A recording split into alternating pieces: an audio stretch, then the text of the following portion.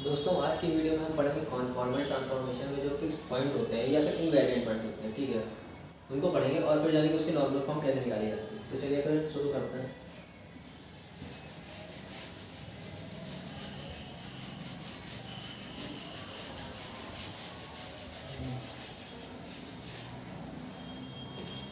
Fixed point in bilinear transformation, ठीक है, इधर शुरू कर देता हूँ। यहाँ पे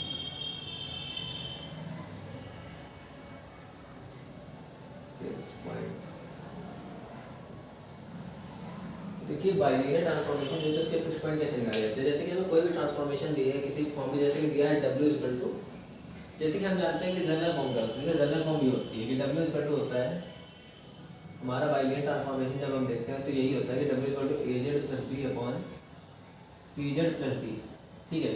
और हम ये भी हमें जानते हैं कि हमारा जो AD माइनस BC होता है, AD माइनस BC, वो हमेशा नॉट इक्वल टू जीरो होता है बाइलिनियर ट्रांसफॉर्मेशन, क्योंकि अगर जीरो हो जाएगा ना तो हमारा फंक्शन जो मिलेंगे वैल्यूज हो जाएगा, मतलब कि जीरो बन जाएगा, इसलिए ऐसा होता है इसमें। अब हम क्या करते हैं कि जब हमको निकालने होता है फिक्स पॉइंट, तो फिक्स पॉइंट निकालने के लिए जो W की वैल्यू है तो उसको बराबर रखते हैं Z, ठीक है। W की वैल्यू को Z के बराबर रखेंगे तो देखिए क्या हो जाएगा। जब W की वैल्यू को Z के बराबर रखेंगे तो हम कहेंगे AZ plus B upon CZ plus D, और ये बराबर हो गया तो इसके Z के। इस तरह से सीधे सीधे निकाले जा सकते हैं। आप यहाँ से क्या करेंगे, Z की वैल्यू को कैलकुलेट करिए यहाँ से, तो इक्वेशन बन जाती है। दरअसल मुझे बनाते हैं यहाँ पे बन जाएगी CZ स्क्वायर प्लस DZ और माइनस हो जाएगा AZ और माइनस का B, ठीक है। तो यहाँ से हमने देखा कि हमने यहाँ से क्या देखा कि यहाँ पे आ जाता है CZ स्क्वायर और यहाँ से प्लस का हम Z कॉमन ले लिया यहाँ पे, तो हमारा यहाँ से माइनस कर ले लीजिए Z, तो हमारा आ जाएगा A माइनस D और minus B equal to zero. अब आप जानते हैं यहाँ से Z के हमारे पास कितनी वैल्यू निकलती है, Z की दो वैल्यू निकलती हैं।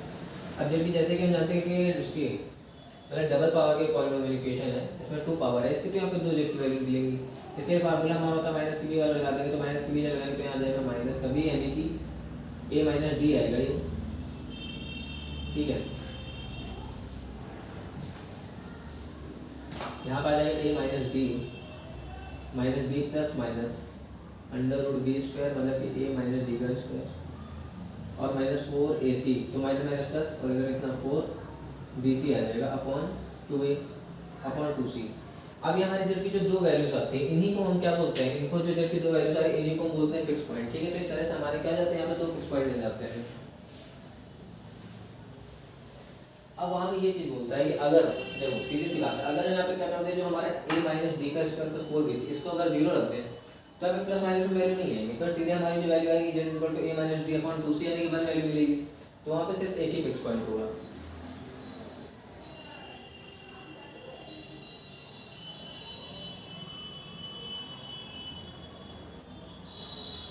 तो रोकते हैं थोड़ा सा।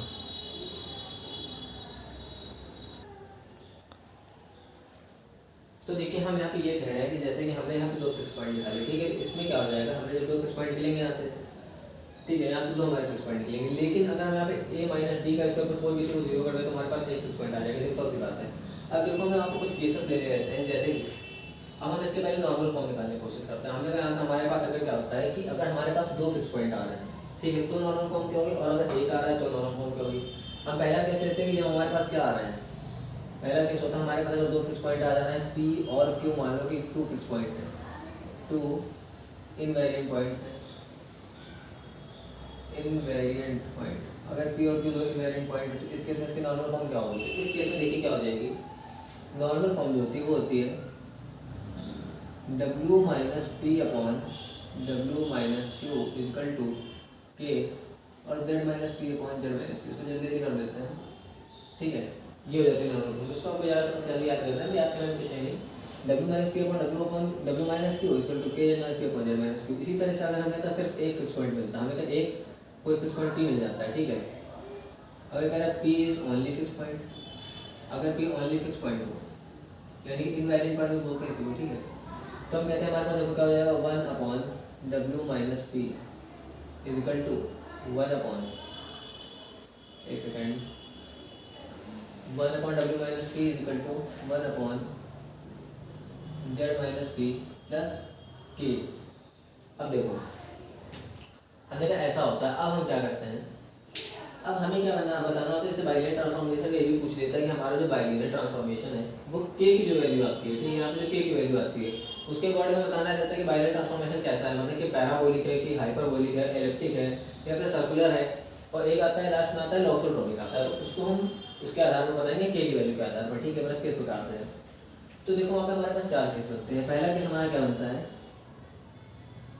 बाइलिनियर ट्रांसफॉर्मेशन के नेचर कैसा भी मान के चलते हैं, इसको काउंट केसेस देखो यहाँ लिख देता हूँ, bilinear transformation, bilinear transformation nature,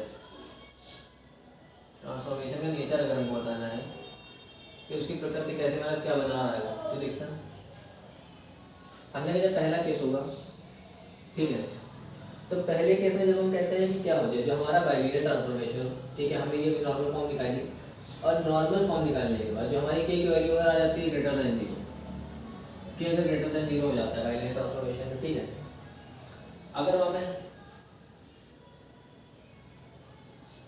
एक सेकंड एक और था यहाँ पे के ग्रेटर देन 0 नहीं, इससे पहले भी हमारा एक दिया हुआ है कि अगर हम ये बोलते हैं कि अगर वहाँ पे सिर्फ वहाँ पे एक ही फिक्स पॉइंट हो,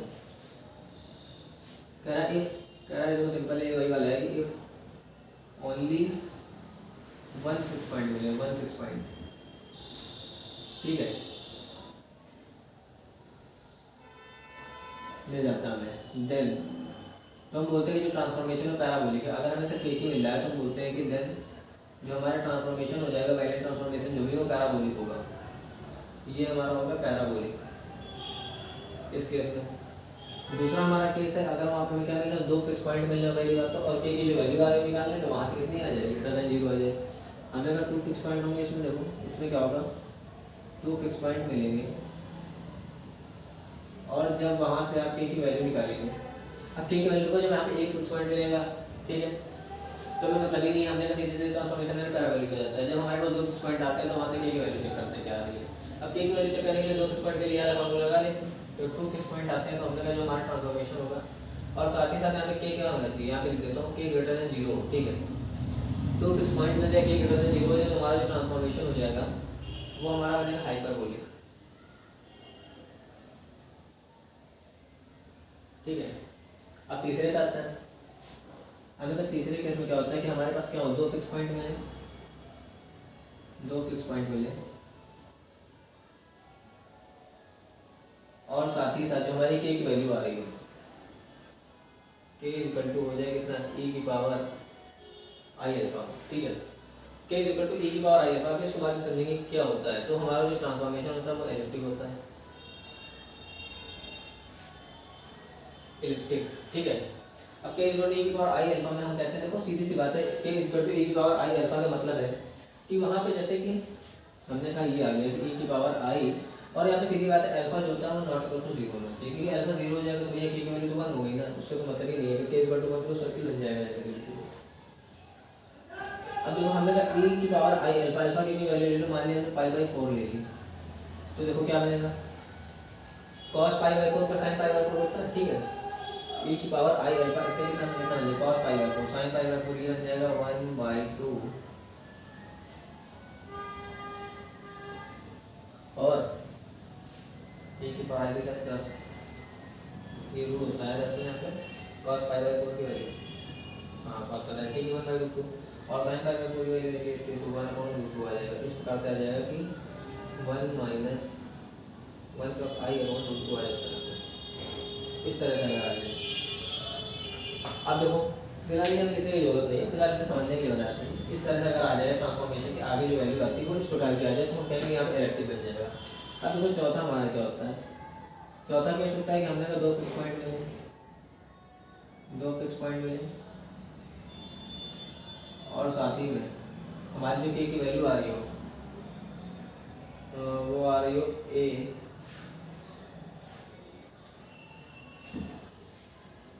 इसको आगे थोड़ा लिख देंगे, ठीक है, यहाँ से चलो ठीक है, हम यहाँ पे नीचे लिख देते हैं कि हमें यहाँ पे जो के की वैल्यू होनी चाहिए वो होनी चाहिए ए, ठीक है, ए e की पावर आई अल्फा, तो हम कहेंगे ट्रांसफॉर्मेशन हमारा होगा लॉक्सोड्रोमिक, लॉक्सोड्रोमिक, ये समझ लो। और यहाँ पे जो होता है वो ए नॉट इक्वल टू 1, आप सोच रहे हो ए नॉट इक्वल टू 1 क्यों होगा, तो सीधी बात ए नॉट इक्वल टू 1 इसलिए क्योंकि ए इक्वल टू 1 तो नहीं है, बन जा रहा है तो बात ही खत्म हो गई यहाँ पे तो। और अल्फा जो होता है वो नॉट इक्वल टू 0। ठीक, आप इस पर डिपेंडेंट क्वेश्चन देखेंगे फिर सीधे सीधे समझ में आ जाएगा कि इसका इस्तेमाल कैसे होता है। ठीक, ये 4 केस होते हैं। अब चलते हैं आगे।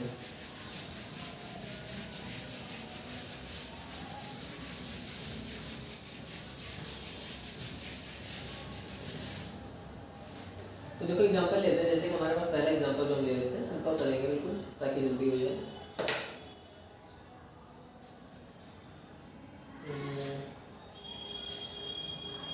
एग्जांपल ले लेते हैं कि w equal to z upon z minus 2। ठीक है, हमने एग्जांपल ले लिया हमने यहाँ पे कि w equal to z upon z minus 2। कुछ नहीं करना है इसमें, फिक्स पॉइंट निकालने के लिए इसको बराबर रखना था z w या w के बराबर नहीं z के बराबर है इसको हमने बराबर रखा किसके, z के, z स्क्वायर माइनस 2z। ठीक है, और बराबर में है z। इस तरह आ जाएगा, हमने कहा z स्क्वायर इधर कर लोगे तो माइनस के 3z हो जाएगा, ये बराबर 0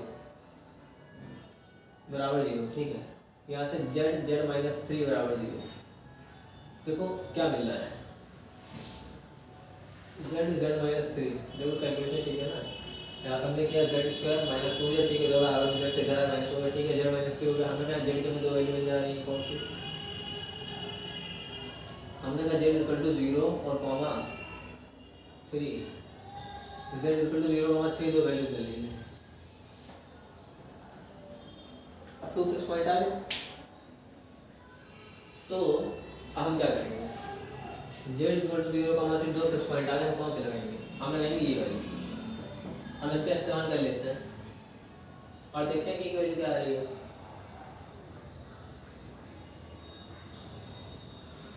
तो हम कहेंगे w minus 0 upon w minus 3 के z minus 0 upon z minus 3।